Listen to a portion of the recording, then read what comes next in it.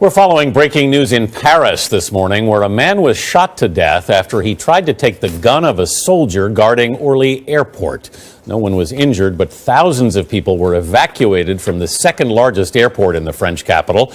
Jonathan Vigliotti is monitoring developments from our London bureau. Jonathan, good morning. Good morning. This all took place inside the airport near the check-in counters. The Interior Minister says the suspect managed to actually take the weapon from the soldier, then hide in a shop where he was later found and shot dead by security forces.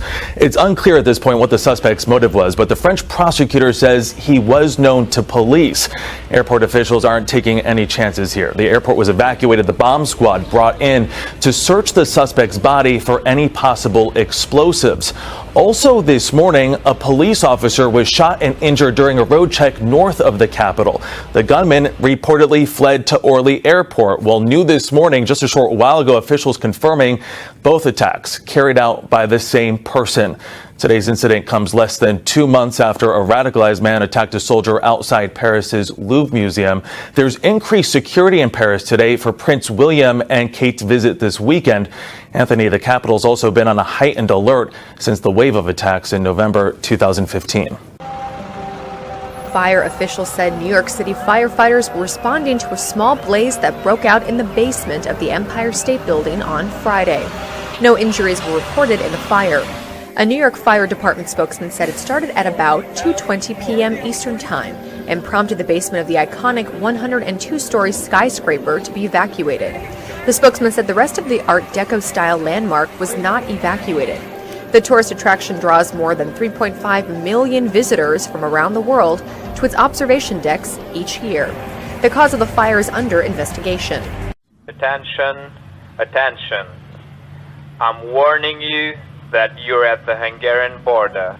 If you damage the fence, cross illegally, or attempt to cross, it's counted to be a crime in Hungary. If razor wire, fences and warnings are not enough, Hungary's plan to train 3,000 border hunters to bolster the 10,000 police and army that patrol the frontier is almost complete. I wanted to be a policeman since I was a child. This training is a fantastic opportunity. I can serve and defend my homeland. I was working in tourism. I wanted something different. I wanted new challenges. The Border Hunters training comes at the right moment. The new Border Hunters will begin work in May after a 6-month training period. Hundreds of thousands of migrants have entered Hungary via its southern frontier since 2015, though most have moved westward. Turkey and the EU signed a deal on the readmission of refugees in 2013. Turkey started to take them back in return for the promise of visa-free travel for Turks. A year ago, the Turkish government also agreed to stop refugees from crossing from Turkey into neighboring Greece. That was in exchange for €6 billion in financial aid and accelerated EU membership talks. Now, things have changed. Turks are divided over whether the deal should continue or not. The deal should be broken surely, while we are receiving such strong reaction from the EU. Why should we follow their rules? Who cares whether the West recognizes us or not? We are an independent, strong and leader country. Some think both sides should work harder to ease the pain of refugees. EU and Turkey are getting further away from each other. Europe is seeing Turkey getting more Islamized. The cancelling of the refugee deal would hurt both sides, but Turkey would be the one that suffers the most. Turkish leaders were infuriated when the Dutch government prevented its ministers from addressing rallies in Rotterdam. President Recep Tayyip Erdogan wants to boost support for the next month's referendum in Turkey that will extend his powers. Dutch people were infuriated by Erdogan comparing their government to Nazi Germany. Similar recent comments about German government also caused an outcry. The European Union said Turkey's comparisons are detached from reality and incompatible with its ambitions to join the EU. The Turkish government thinks it is irrational to maintain the deal, while the EU avoids keeping its promises, such as visa-free travel for Turkish citizens. It remains to be seen whether Turkey drifts further from the process of joining the EU. The spokesman for the US-led coalition, Colonel John Dorian, who is based in Baghdad, said that the participation of Kurds in the Raqqa operation was confirmed, assuring that discussions were continuing as to what role the Turkish army would have or if there will be one. The decision infuriated officials in Turkey. On Thursday, government spokesman Numan Kurtulmuş asked who would the US choose to conduct Raqqa operation with. What he called the 3,000 to 5,000 YPG terrorists or an army from a stable country like Turkey. Kurtulmuş voiced Turkey's long-standing concern of the establishment of an autonomous Kurdish state, saying his country will not stand silent while a, quote, terrorist state is being formed in northern Syria. The US invested in the YPG and PYD for a long time to get their ambitions in Raqqa and Syria, and it had long considered them as a strategic ally and their ground forces in Syria. Today, Colonel John Dorian said that they will go for sure to Raqqa with the YPG. We believe from this statement that the first US partner in the region is the YPG. Turkey's red line is very clear. Turkey will not take part in the operations if the YPG participates. Meanwhile, the Pentagon plans to send about 1,000 additional military ground forces to northern Syria to expand its military presence there, in preparation for the Raqqa operations. Today,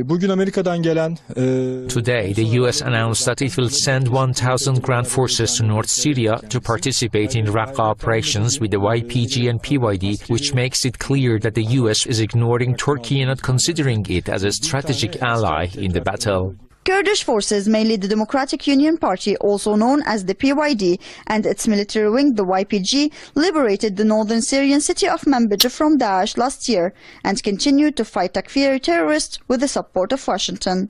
Despite Turkey's ongoing efforts to petition both Russia and the United States for a role in the Raqqa operation, the US favored Turkey's enemy as an ally in the battle.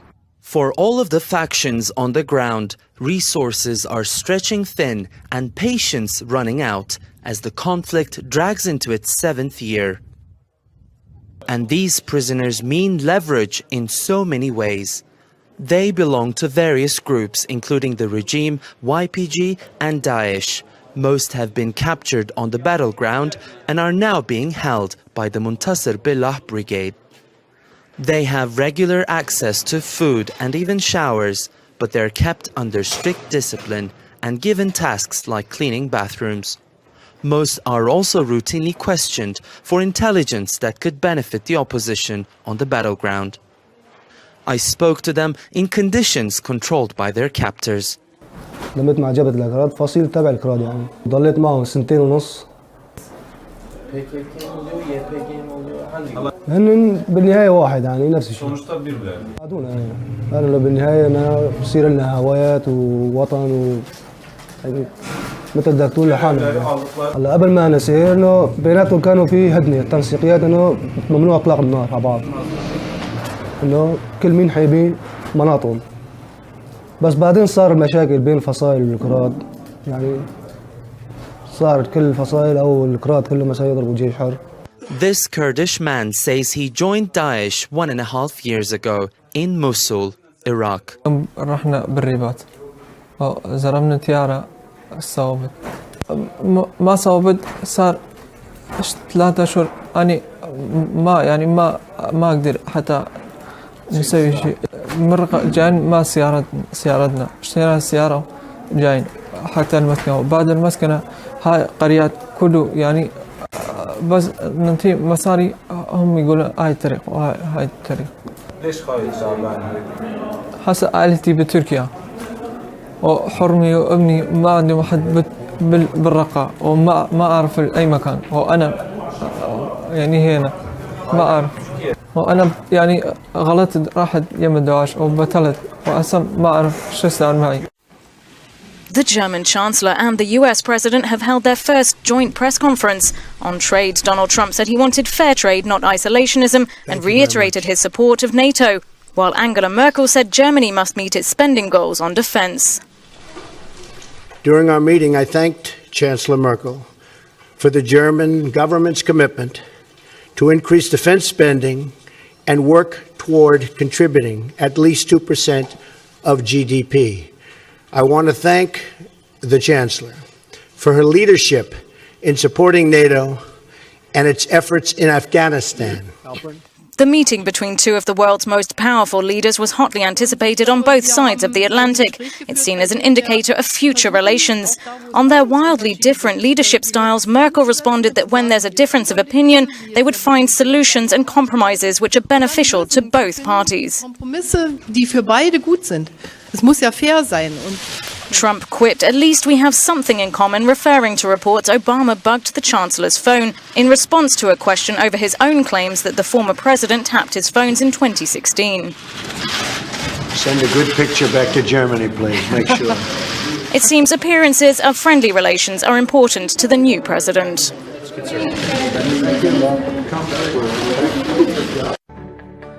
According to Reuters, the Russian lower house of parliament, the State Duma, has approved a proposal to launch an investigation into U.S. media organizations that operate in Russia. The investigation will check whether CNN, The Voice of America, Radio Liberty, and other American media are complying with Russian law. The Duma backed the move after Konstantin Zatulin, an MP from the pro-Kremlin United Russia Party, proposed an investigation to retaliate for what he called a repressive U.S. move against Russian state-funded broadcaster RT. There is an atmosphere of war in Serbia. Relics on display may be a thing of the past, but beneath the mist, the Balkans is once again dicing with crisis. People carry with themselves feelings of hate and vengeance. The division between ethnicities are drastic, and it wouldn't take a lot to get the region into conflict, especially if politicians continue to spread propaganda, which can play out negatively on the ground. Serbia is beefing up its military stocks, compliments of Russia. It's an arms race that some say is masking big business. There are many hidden things behind the words that they tell the people, such as financial reports of weapons trading, huge corruption behind many of the deals, and arms dealers and military equipment. Others see it as a necessary response to Croatia's plans to purchase arms from the US next year. There is a constant threat from Croatia in particular. They are always positioned with governments who want to destroy Serbia. The biggest bloodshed against the Serbs was carried out by the Croats in both the First and Second World Wars. It's a continuous war of words in this region. Who killed more of who and in which conflict? Vojislav Šešelj wants to redraw Serbia's borders, similar to that of the old Yugoslavia. And the tabloid media is buying in. I've got a couple of newspapers here. This one here says Putin is sending us fighter jets on the anniversary that NATO bombed Serbia. This one here says America has to be on Serbia's side. And a little more extreme, an assassination attempt of the wife of a Serbian general. We don't even know if it's true, but headlines like these have been around for a long time, and after a while, they feed into the collective consciousness of the Serbian people. We feel as if Serbia is being pressured from all sides, and there's no alternative but to show our teeth. I don't believe it's necessary to go to war again, and I believe young people should interact with other young people from neighboring countries. I believe tensions are being raised unnecessarily, and that we are returning to the old days.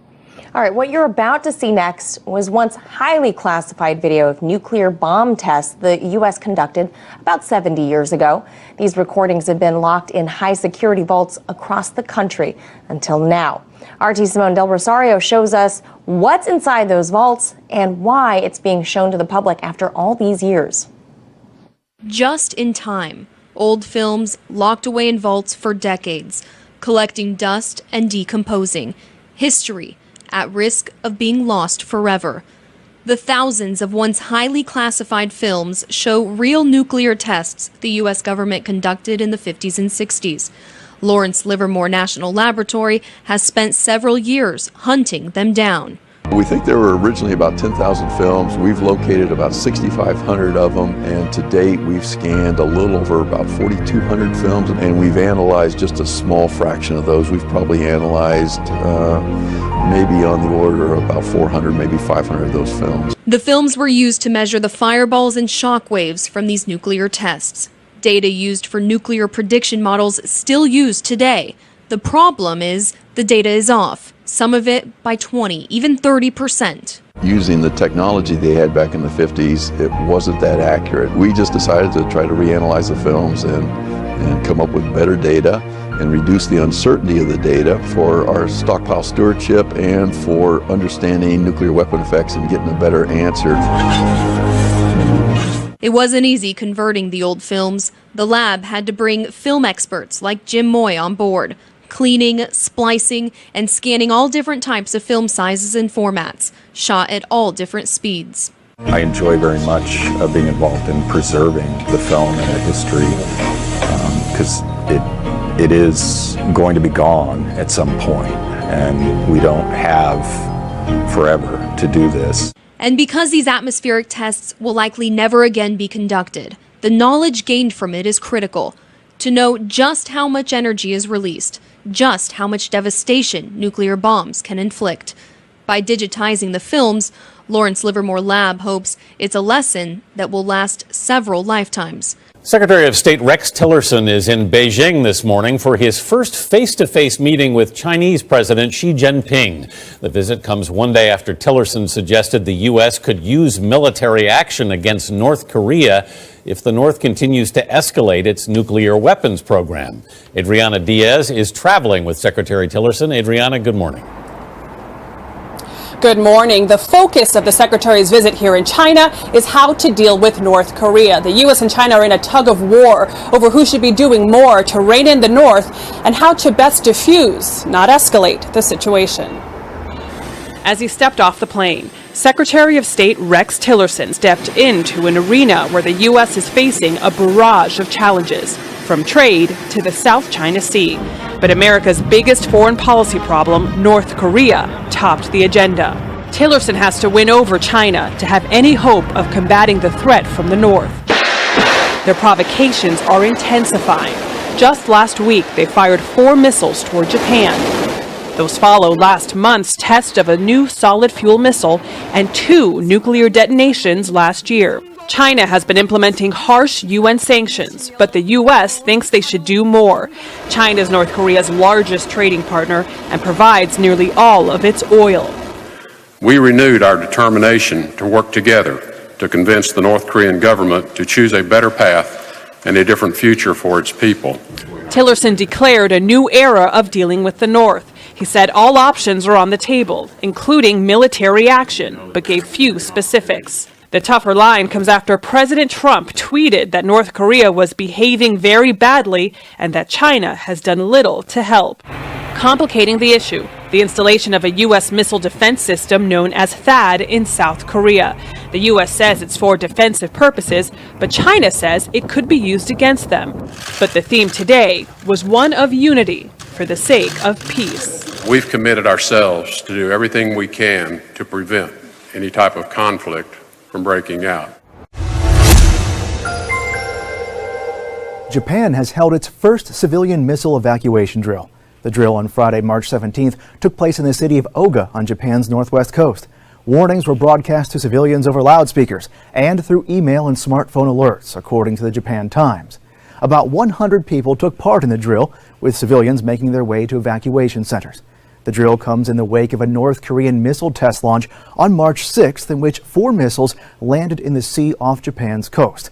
UPI reports 3 missiles fell about 200 miles from Oga.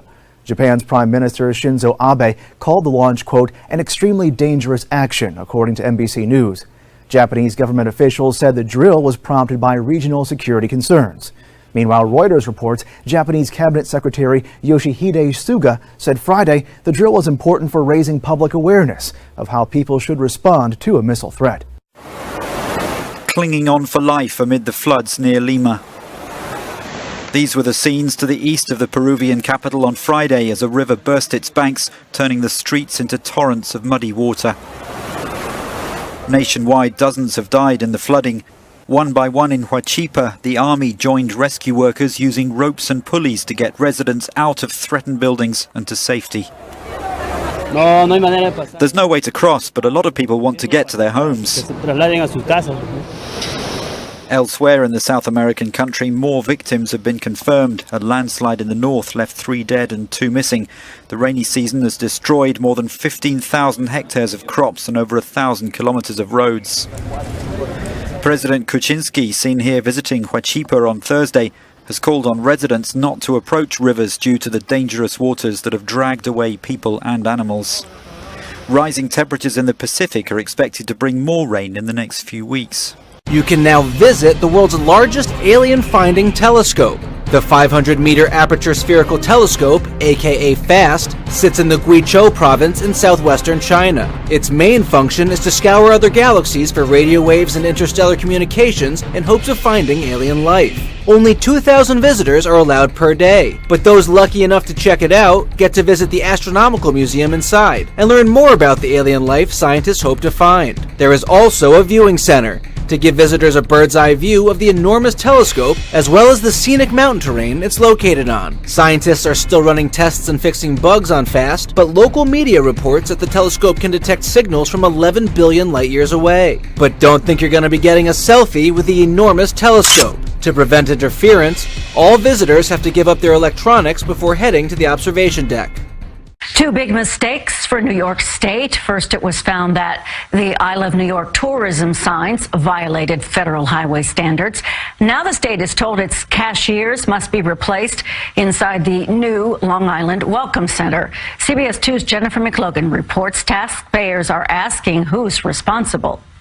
They just opened it. I don't really get why they had to change it. Travelers appear befuddled. Sudden change in the sparkling new $20 million Taste New York store Welcome Center on the Long Island Expressway. Well, I'm not allowed to speak to you, honestly. We're really not allowed to talk to you. We're just employees of the state. What happened just now? You tried to pay for the item? Yeah, and they told me to come over here to self-checkout. The table front and center that had been filled with local fruits and vegetables quietly replaced with state-of-the-art electronic kiosks. No more cashiers. You can't take money, you have to self-check everything? We offer self-checkout now. The Cuomo administration in violation of a 1956 federal law that bans over-the-counter sales at its rest areas, threatened cuts in highway funding if the state failed to comply. Today, the governor's staff ran interference when we tried to learn the status of the Welcome Center kiosk. The governor should have definitely checked, the laws. Check with the federal government before they went ahead with any building.